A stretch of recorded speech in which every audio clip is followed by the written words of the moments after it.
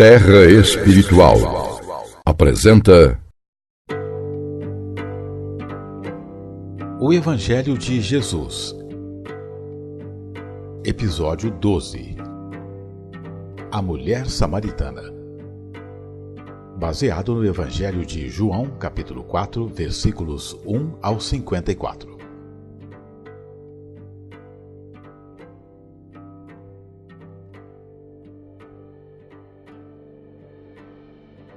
E quando o Senhor entendeu que os fariseus tinham ouvido que Jesus fazia e batizava mais discípulos do que João, ainda que Jesus mesmo não batizava, mas os seus discípulos, deixou a Judéia e foi outra vez para a Galiléia.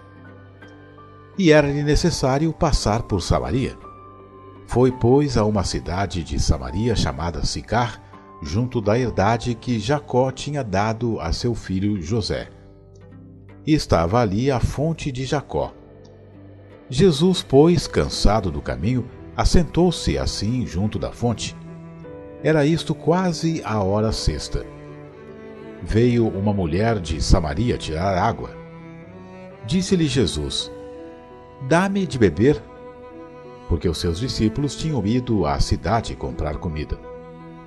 Disse-lhe, pois, a mulher samaritana: "Como, sendo tu judeu, me pedes de beber a mim, que sou mulher samaritana?" Porque os judeus não se comunicam com os samaritanos. Jesus respondeu e disse-lhe: "Se tu conheceras o dom de Deus, e quem é o que te diz, dá-me de beber, tu lhe pedirias, e ele te daria água viva." Disse-lhe a mulher: "Senhor, tu não tens com que tirar a água, e o poço é fundo.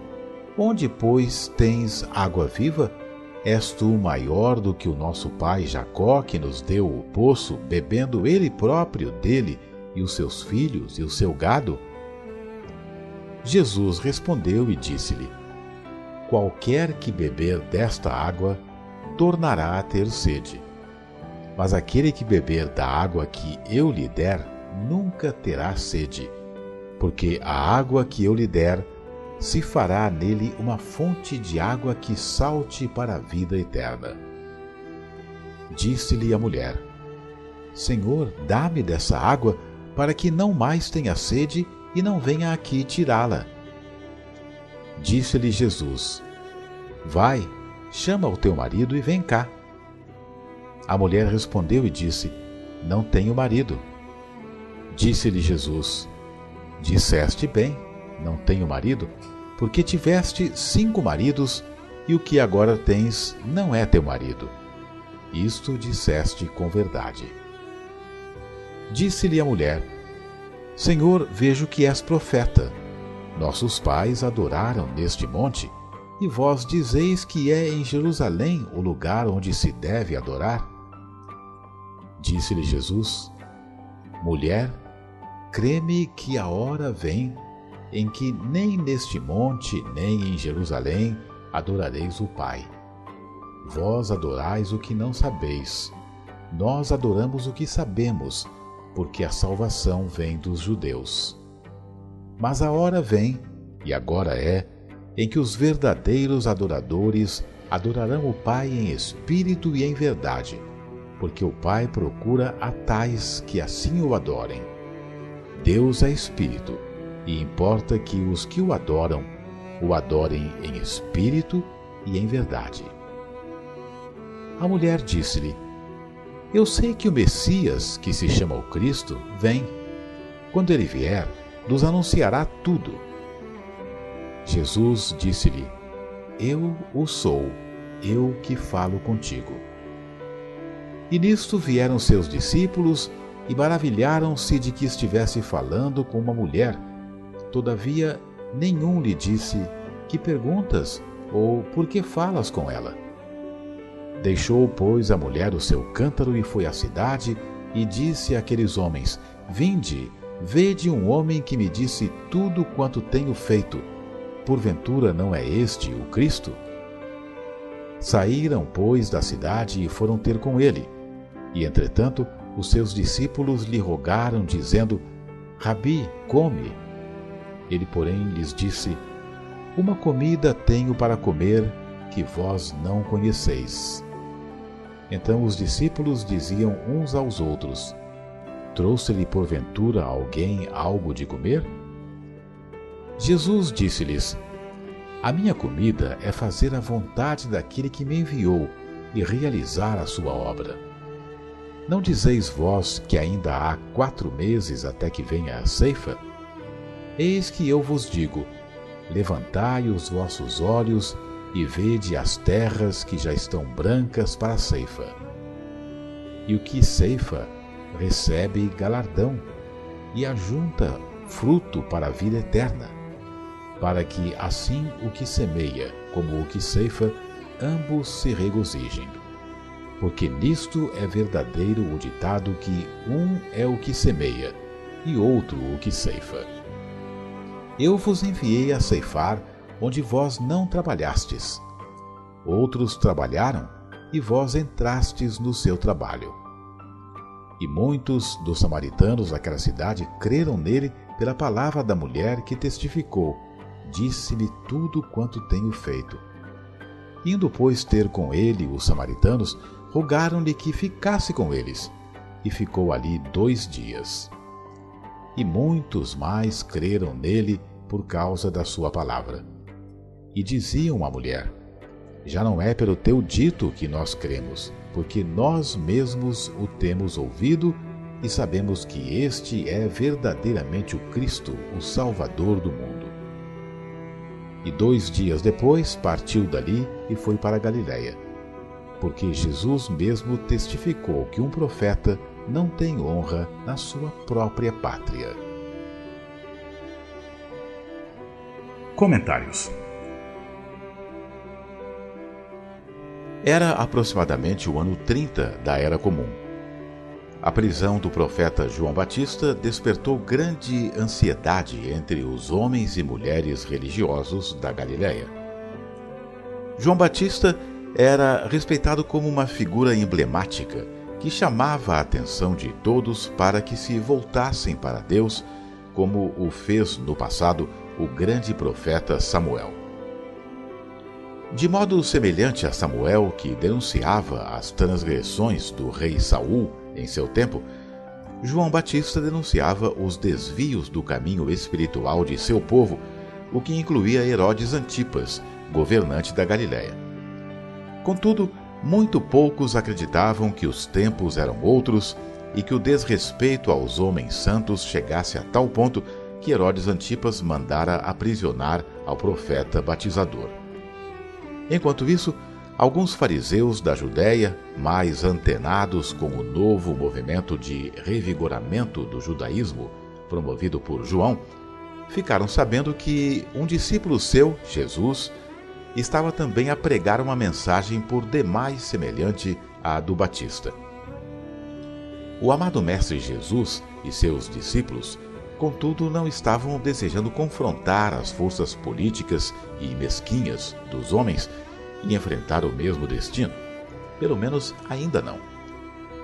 Era importante primeiro semear as boas sementes em mais variados solos, fossem eles na Galiléia, na Samaria ou na Judéia, e dar oportunidade para que as boas sementes despertassem de sua letargia e começassem a criar raízes, crescer e depois dar seus frutos.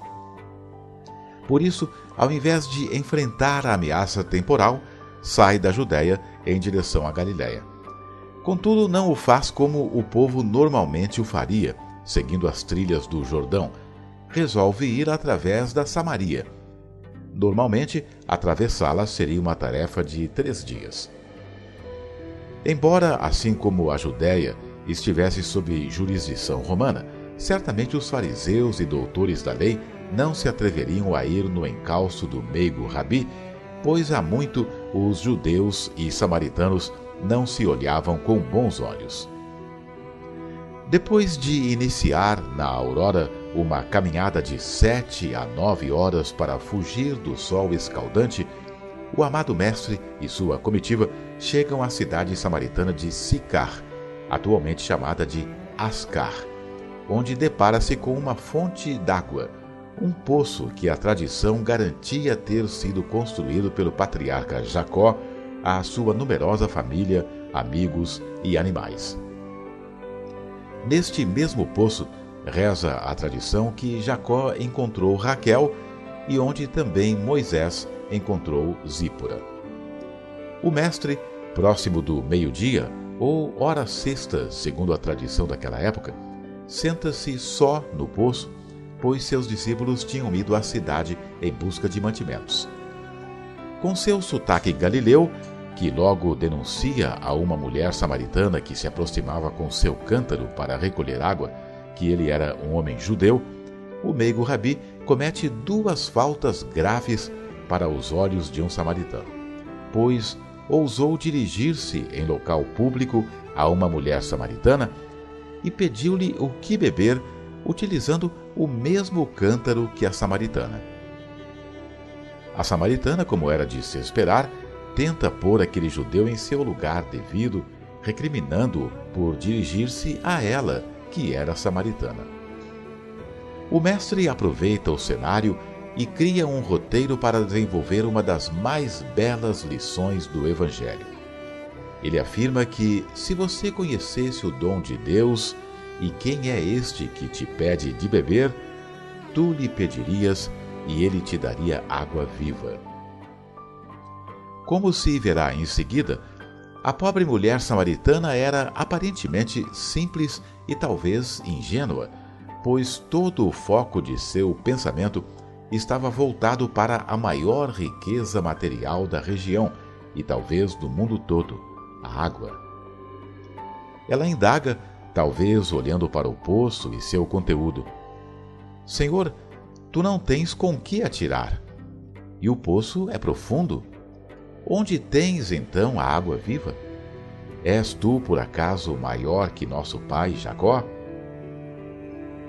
Ao tratá-lo como Senhor, a mulher samaritana demonstrava educação e respeito, talvez por sentir na voz daquele jovem judeu um empático carisma, uma atração de dignidade, um homem diferente dos demais, pois sua conversa se estende para um questionamento quando poderia simplesmente tê-lo desconsiderado, virado as costas e dar a conversa por encerrada.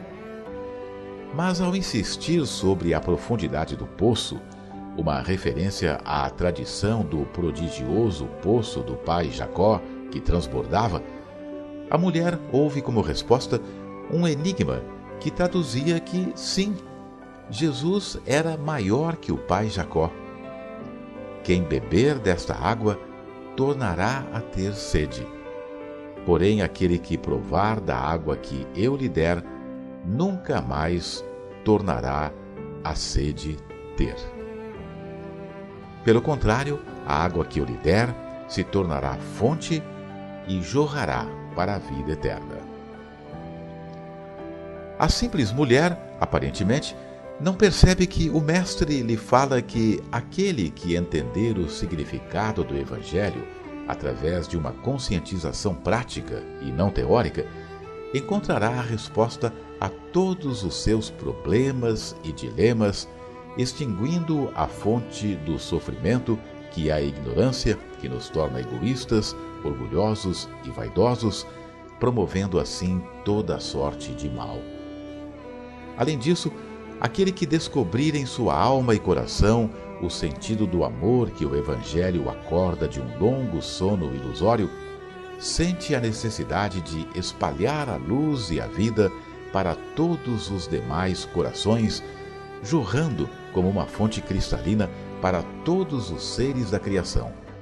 Pois o que mais deseja um homem que se liberta do mal é ver todos os demais seres libertos. Por aparentemente não estar entendendo isto, a mulher exclama sua surpresa e pragmaticidade humana com muita espontaneidade: Senhor, dá-me de beber desta água para que eu também mate minha sede e não tenha mais que vir aqui buscá-la. Usando de sua clarividência, como o fez com Natanael ao vê-lo sob a figueira quando este estava ainda sem conhecê-lo, E para prová-la à mulher samaritana, o mestre lhe prepara outra lição espiritual, ao pedir que ela chame por seu marido, e esta lhe afirma não ter marido. Bem disseste ao dizer, não tenho marido, pois 5 maridos já tivestes, e este não é teu marido. Neste momento, a mulher samaritana cai em si e percebe a certeza de estar não diante de um estranho e agradável judeu, mas sim de um homem santo e profeta. Sentindo em seu coração a intuição de um clima de confiança e liberdade e que estava diante de um sábio com quem poderia manifestar seus íntimos pensamentos e dúvidas, ela sapeca-lhe uma pergunta que talvez há muito lhe atormenta. Nossos pais samaritanos adoravam neste monte Garizim. Porém vocês, judeus, dizem que é na cidade santa de Jerusalém que se deve orar a Deus. Qual o lugar correto para o verdadeiro culto? O Mestre Jesus, irradiando sabedoria e compaixão por nossas esquisitices e separatividades, arremata: Mulher, crede-me que hora vem em que nem neste monte e nem em Jerusalém fareis culto ao Pai. Crede-me que hora vem, e esta hora já chegou, em que Deus será louvado em espírito e verdade. E é a estes adoradores que ele busca. Deus é espírito, e importa que aqueles que o busquem o adorem em espírito e verdade. A mulher, agora talvez extasiada, com medo de mencionar o enlevo em que se encontrava, joga um verde para colher um maduro no amado Mestre Jesus. Os samaritanos esperavam por um Messias restaurador, um sacerdote e libertador espiritual, não como os judeus que esperavam um Messias guerreiro com suas legiões de seguidores e libertadores. Eu sei que há de vir um Messias, o Cristo, que nos anunciará todas as coisas. E o mestre Galileu, confirmando suas expectativas religiosas, não bélicas, lhe confirma: eu o sou. É neste momento em que um leitor mais atento percebe o que se esconde por trás do texto.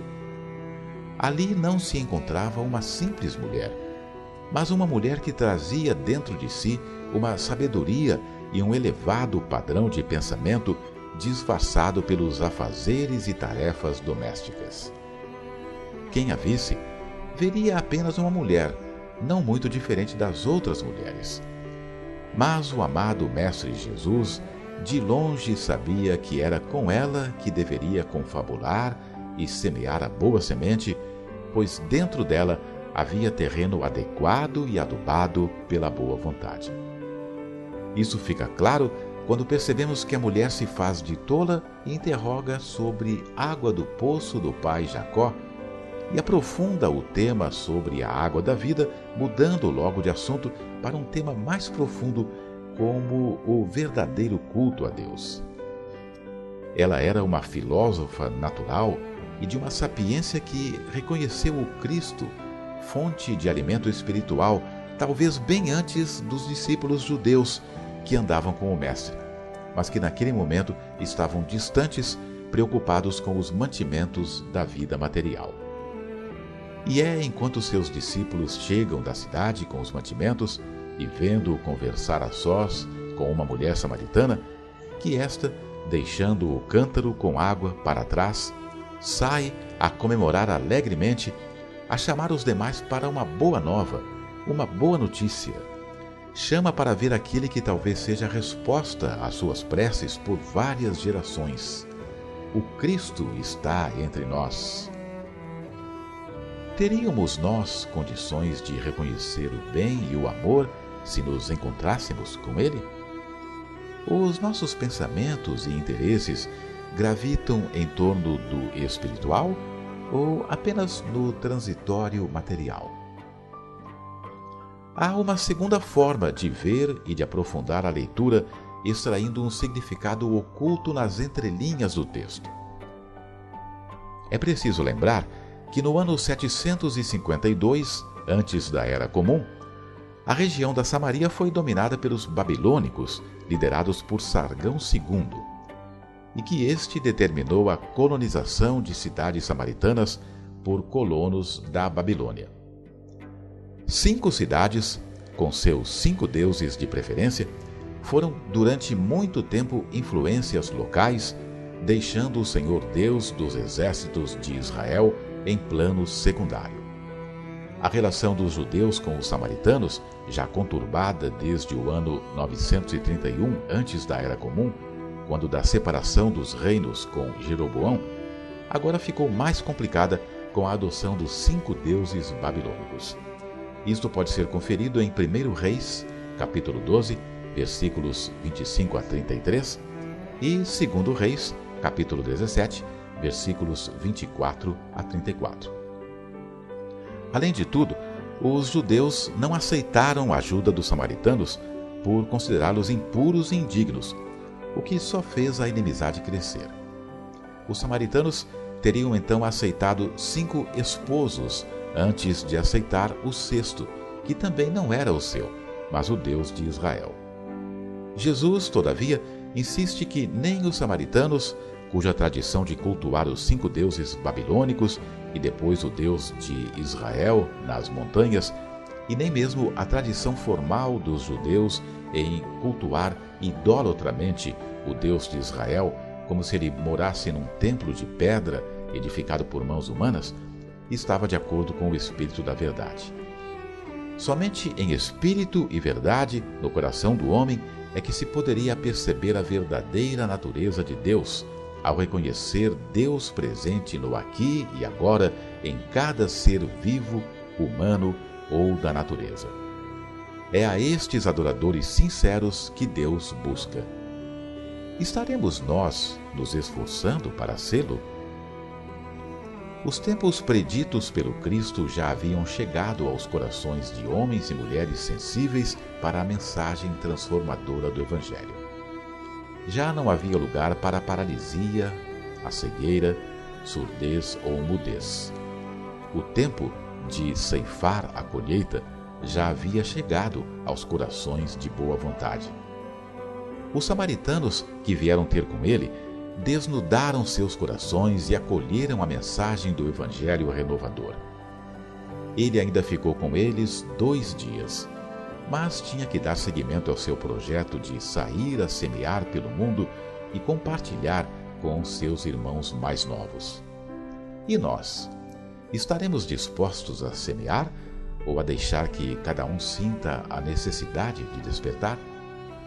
O que fez o Cristo à samaritana? Provocou-lhe o despertar ou esperou pacientemente que ela despertasse? Estamos nós casados com a doutrina de amor do Cristo ou com a figura exterior da religião, com a tradição ou com os textos? O que diz a nossa prática? Sabemos e não fazemos ou fazemos porque sabemos? São respostas e caminhos que teremos que escolher dia a dia, momento a momento.